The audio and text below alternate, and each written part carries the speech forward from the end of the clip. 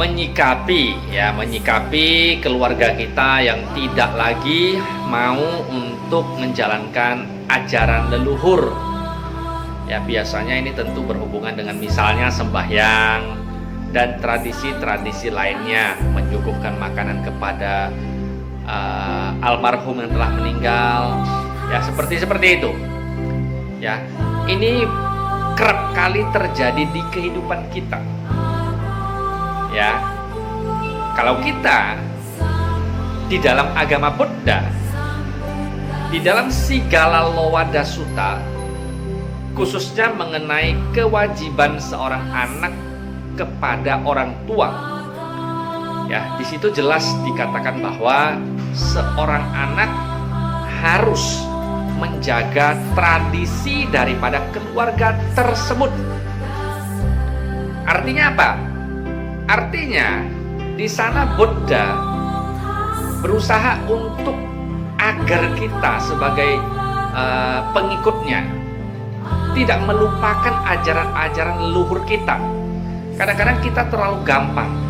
Setelah kita menerima ajaran baru, terus kita melupakan ajaran leluhur kita. Bahkan sembahyang pun tak mau lagi. Disuruh sembahyang nggak usah, ya.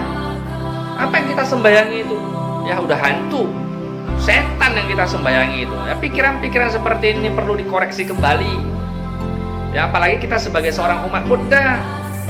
Ya, umat Buddha itu antara kebudayaan atau yang kita sebut sebagai adat istiadat, kemudian dibandingkan dengan agama Buddha itu harus berjalan selaras. Maka hari ini agama Buddha bisa berkembang. Ya, agama Buddha tidak pernah menentang itu. Ya, kita hari ini adalah umat Buddha. Ya, kalau kemudian kita tidak lagi mau menjalankan apa yang seperti digariskan atau apa yang seperti dituliskan di Sigala Lowada Sutta, kewajiban seorang anak kepada orang tua, ya maka sesungguhnya sebenarnya kita tidak menjalankan ajaran Buddha. Sia-sia. Itu leluhur kita. Misalnya, ya disuruh sembahyang nggak mau, saya sudah punya ajaran saya. Ya, disuruh memberikan persembahan makanan kepada para leluhur nggak mau, sesat. Mereka itu udah hantuin, ngapain? Ajaran-ajaran seperti ini yang tidak bisa kita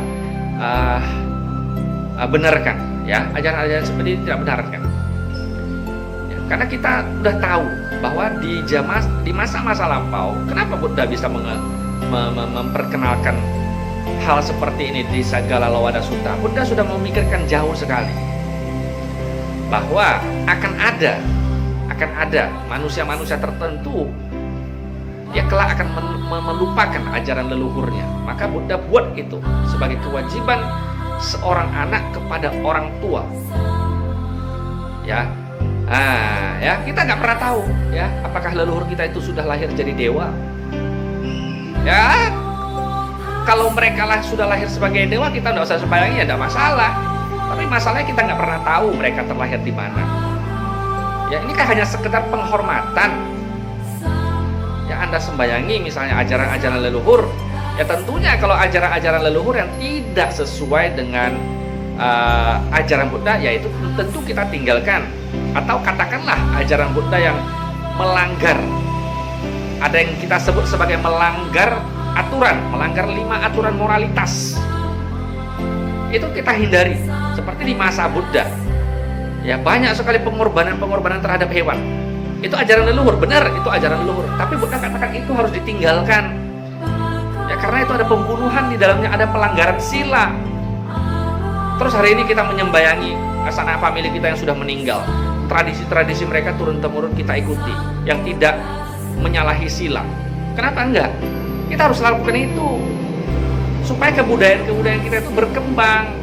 Bukan berarti kebudayaan kita itu harus ditinggalkan setelah kita mengenal ajaran Buddha. Itu salah besar.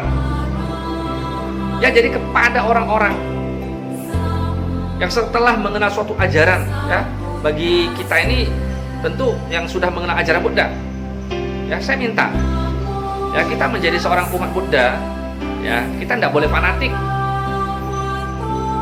Kita tidak boleh jadi umat Buddha yang fanatik. Kita menjalankan ajaran Buddha, ya jalankan saja.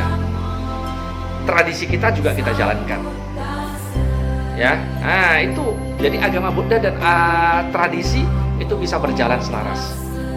Jangan kita buat nanti seolah-olah ajaran Buddha melarang bahwasanya umatnya itu tidak boleh lagi sembahyang kepada leluhur, nggak boleh lagi mengikuti adat istiadatnya. Nggak seperti itu ajaran Buddha. Ajaran Buddha itu sangat tolerir. Maka ajaran Buddha itu bisa dipakai di segala kondisi, di segala zaman itu bisa dipakai. Masalahnya adalah orang-orang yang mempunyai ide-ide seperti ini yang perlu disadarkan kembali. Ya, saya kira itu yang perlu saya berikan